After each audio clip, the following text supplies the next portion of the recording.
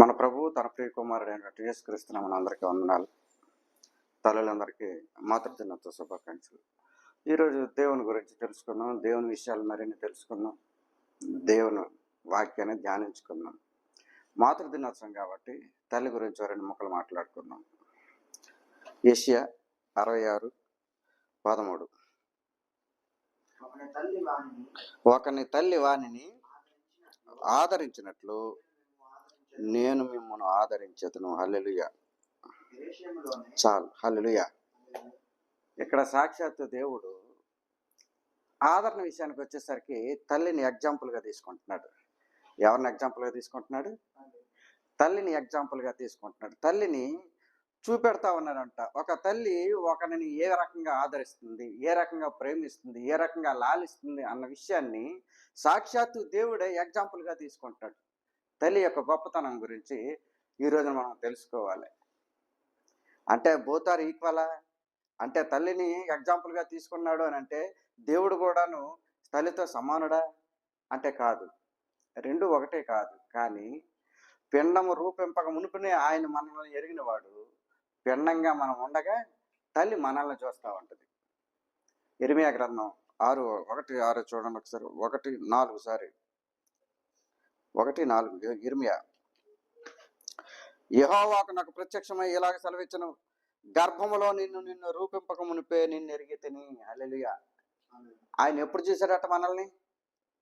మనం తల్లి కడుపులో పడకముందే ఆయన ఎరిగాడంట. ఎవరు? దేవుడు మనల్ని ఎప్పుడు ఎరిగి ఉన్నాడు? తల్లి గర్భంలో మన పడక మునిపే ఆయన ఎరిగి ఉన్నాడు. తల్లి మనల్ని ఎప్పుడు గుర్తిస్తుంది? తన కడుపులో పడంగానే నా కడుపులో నలిసి పడిందని గుర్తిస్తుంది. అంటే తల్లికి దేవునికి వ్యత్యాసం ఉందా లేదా? Both are not equal. అందుకనే దేవుడు తల్లి కన్నా గొప్పవాడు. కానీ అదే దేవుడు తల్లి యొక్క గొప్పతనాన్ని గురించి, తల్లి చూపించే ప్రేమ గురించి గొప్పగా వినిపించడం జరుగుతుంది. ఎప్పుడైతే తల్లి తన కడుపులో నలిసిపడిందని తెలియంగానే తనకుండేటటువంటి సకల విధములైనటువంటి సరసాలని అన్నింటినీ పక్కన పెట్టేసి పిల్లాడి కోసం తాపత్రయపడతా ఉంటుంది. అప్పటి నుంచి తను ఉండేటటువంటి దైనందిక జీవితంలో చేసేటువంటి పనులను టైం టేబుల్ మార్చుకుంటూ వస్తూ ఉంటుంది. ఎందుకంటే తనలో ఉండేటువంటి పిల్లాడు ఏ రకంగా ఉండాలి, ఆడు బయటకు వచ్చి ఏ రకంగా ఉండాలి, లోపల ఉన్నవాడు ఏ రకంగా ఉన్నాడు, వాడు బాగా ఆరోగ్యంగా ఉండడం కోసం కావాల్సిన మందులు వేసుకొని, టైంకి మందులు వేసుకొని, టైం వేళకు పడుకొని ఎన్నో శ్రద్ధలు తీసుకుంటుంది తల్లి తన పిల్లల విషయంలో. దేవుడు కూడా అంతే శ్రద్ధతో మనుషుల పట్ల శ్రద్ధను కలిగి ఉన్నాడని చెప్తా ఉన్నాడు. నేను ఒకని తల్లి వానిని ఆదరించినట్లు నేను మిమ్మల్ని ఆదరిస్తాను అని అంటా ఉన్నాడు.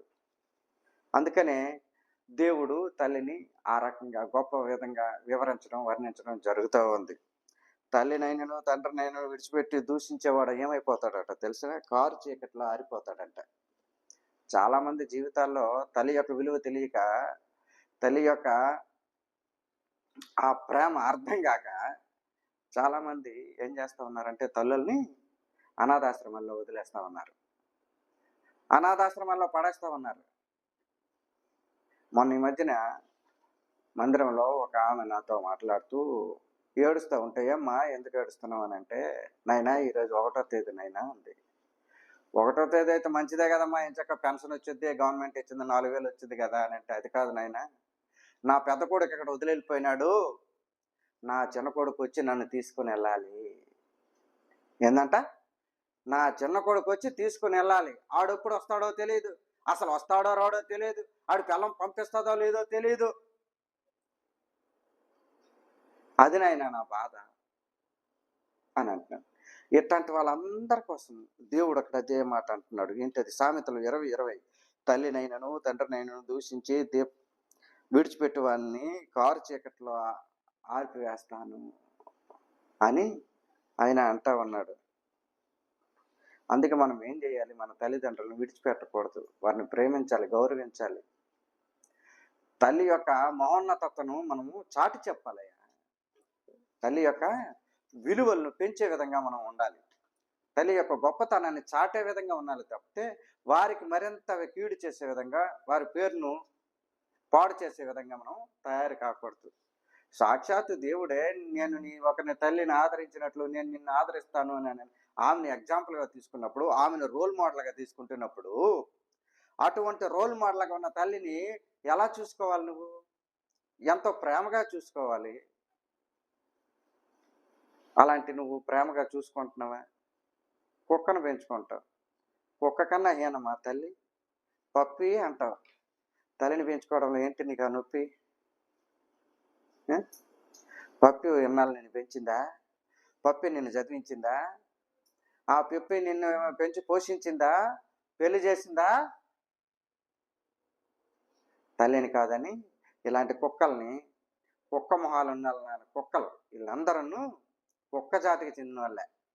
తల్లిని తండ్రిని విడిచిపెట్టేసే వాళ్ళందరూ ఏ జాతికి చెందిన వాళ్ళు? కుక్క జాతికి చెందిన వాళ్ళు. నువ్వు ఆ జాతిలో ఉన్నావేమో గుర్తుపెట్టుకో. నీ తల్లిని సక్రంగా చూసుకుంటున్నావు లేదో గుర్తుపెట్టుకో. గుర్తు చేసుకో నీ తల్లిని ఒకసారి.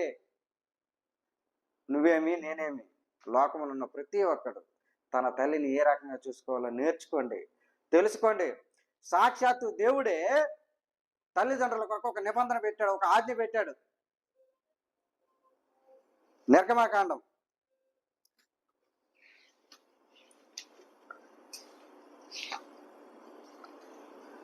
నిర్గమ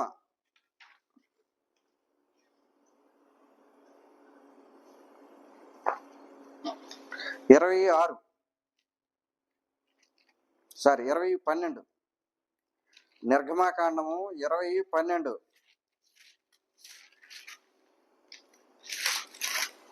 నీ దేవుడైన యెహోవా నిన్ను అనుగ్రహించిన దేశంలో నీవు దీర్ఘాయుష్మంతుడు అగినట్లు నీ తండ్రిని నీ తల్లిని సన్మానింపుము. హల్లెలూయా. ఇది ఓల్డ్ టెస్టిమెంట్ లో 10 ఆజ్ఞలలో 5వ ఆజ్ఞగా కనపడతా ఉంది. దేవుడేమంటున్నాడు? తల్లిదండ్రులను విడిచిపెట్టమని చెప్పట్లేదు. దేవుడేమంటున్నాడు? తల్లిదండ్రులను దూరం పెట్టమని చెప్పట్లేదు. తల్లిని తండ్రిని సన్మానించి అంటున్నాడు. సన్మానించడంలో నీకు వచ్చిన బాధ ఏంటి? వాళ్ళని గౌరవించడంలో నీకు వచ్చిన ఇబ్బంది ఏంటి? దానివల్ల కూడా నువ్వు తృప్తి పొందవచ్చు కదా. దానివల్ల కూడా నీకే లాభం కదా. ఏమవుతావు అప్పుడు? నువ్వు దీర్ఘాయుష్మంతుడు అవుతావు. ఇంకో 10 సంవత్సరాలు ఎక్కువ బ్రతుకుతావు అని చెప్తా ఉన్నాడు తప్పితే నిన్ను నష్టపరిచే విషయం అయితే కాదు కదా. తల్లిని ప్రేమించడం, తల్లిని సన్మానించడము, తల్లిని గౌరవించడము అది చెడ్డ పనేమి కాదు కదా. నీచమైన పని అయితే కాదు కదా. అటువంటి పని అయితే దేవుడు ఈ రకంగా బైబిల్లో ఆ రకమైనటువంటి ఆజ్ఞను ఇనుమడింపజేసేవాడే కాదు. ఏ రకంగా ఇనుమడింపజేసాడనంటే దానికి ఉన్న విలువ లాంటిది. తల్లికి తండ్రికి సన్మానించాలంటూ ఆయన చెప్పుకొస్తా ఉన్నాడు. మనం మన తల్లిదండ్రులను సన్మానిస్తున్నామా? గౌరవిస్తున్నామా? వారి మాటకు విలువిస్తున్నామా? వారు చెప్పినట్టు వింటున్నామా? ఆలోచన చేసుకోవాలి. ఈ రోజున క్రైస్తవ సమాజమే తల్లిదండ్రులు ప్రతి వారం వాక్యం అంటారు, కానీ తల్లిని తండ్రిని ఎలాగ చూడాలో తెలియలేని స్థితిలో ఉన్నారు.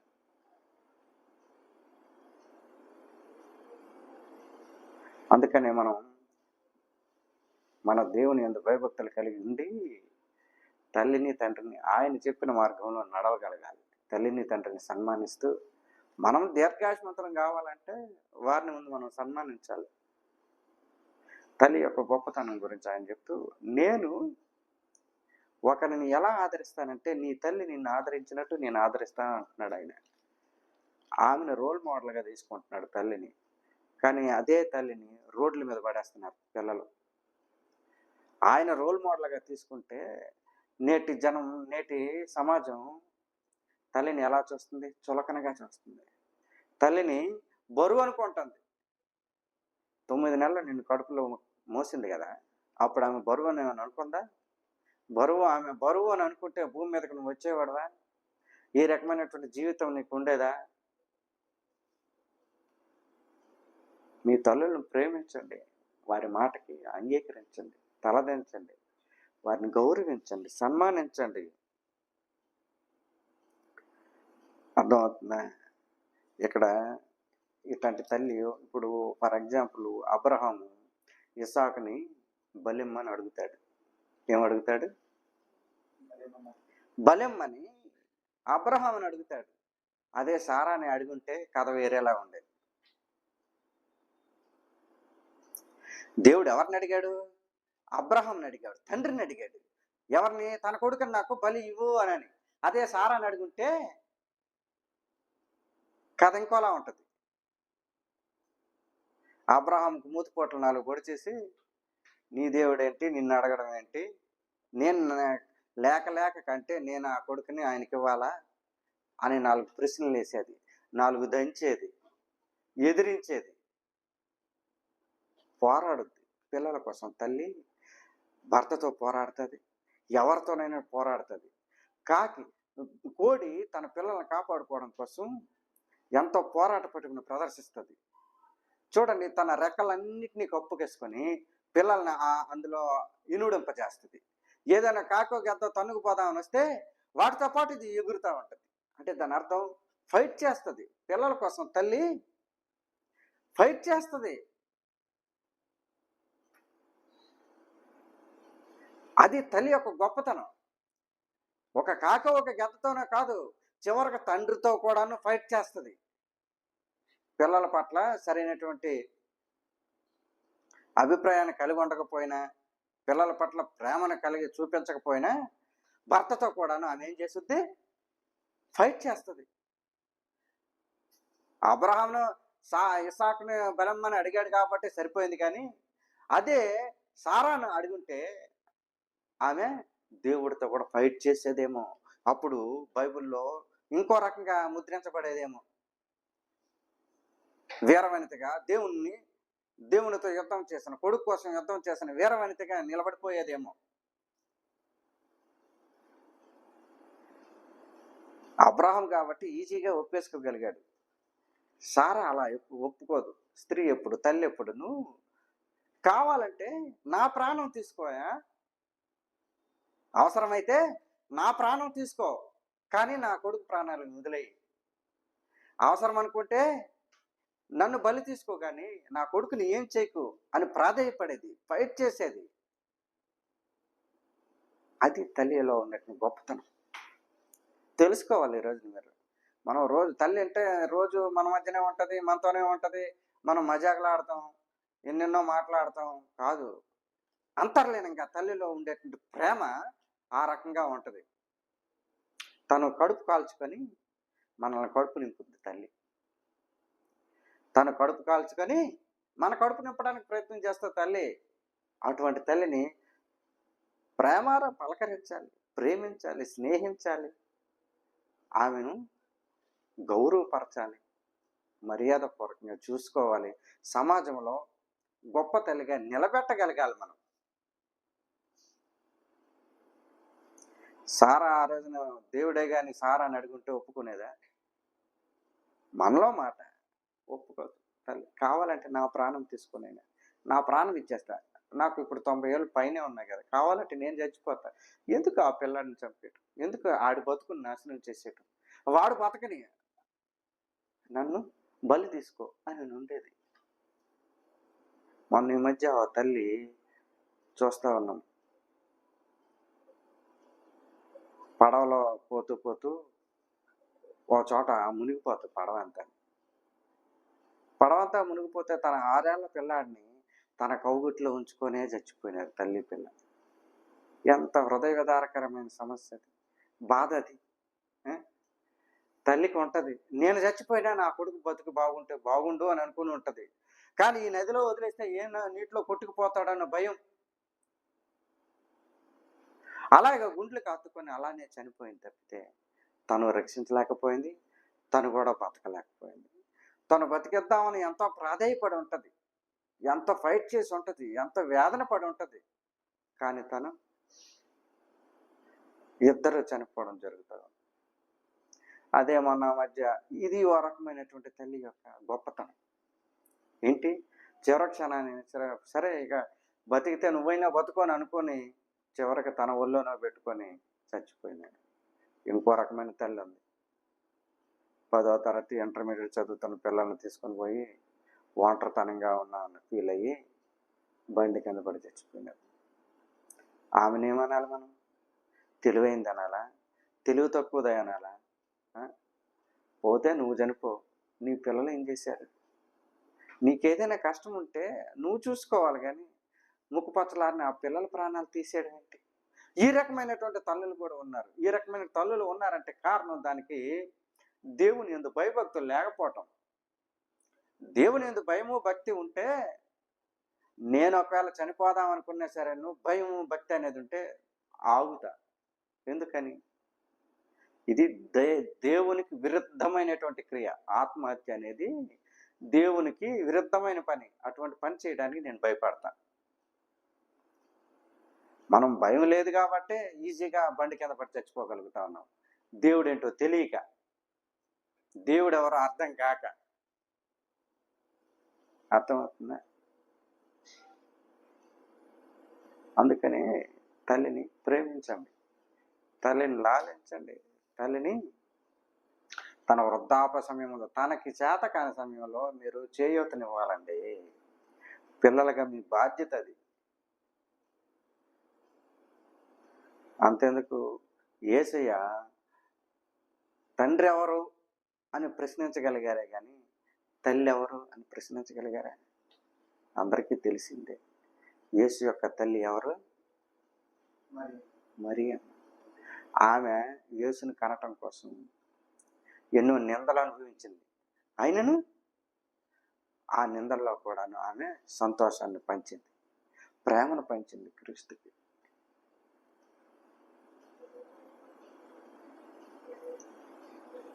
ఆదరణ విషయంలో అందుకనే తల్లి గొప్పతనం మీరు తెలుసుకోవాలి.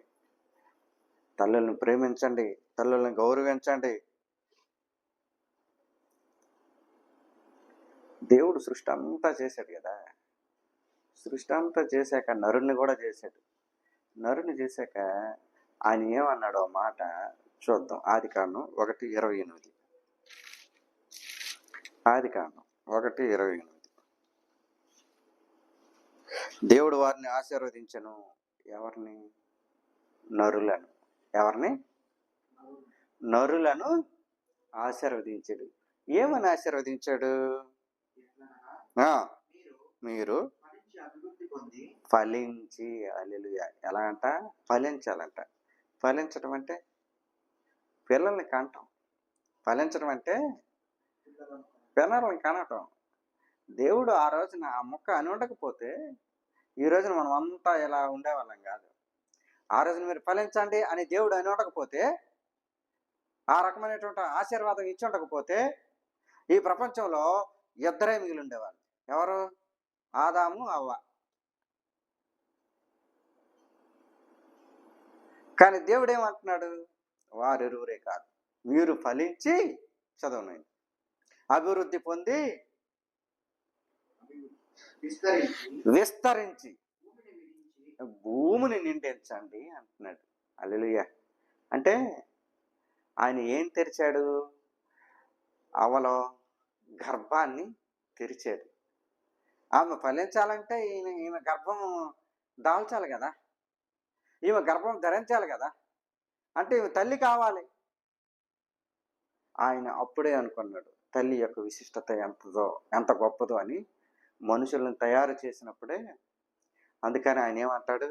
ఇలా మీరు ఒంటరిగా ఉండిపోవటం కాదు, మీరు ఫలించి అభివృద్ధి చెంది విస్తరించి భూమిని నిండించండి అంటున్నాడు. అంటే ఫలించడం అని అంటే పిల్లలు కానండి, తల్లులు కండి.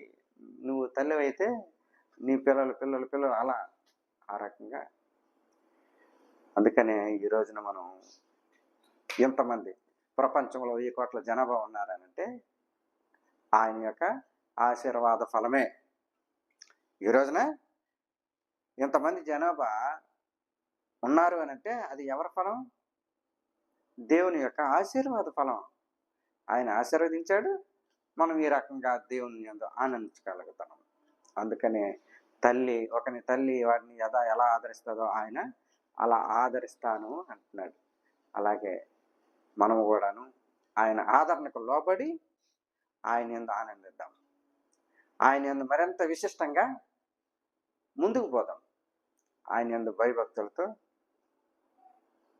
అర్థమవుతుందా? ఈ చిన్న వాక్యం దేవుడు దీవించును గాక. ఆమేన్.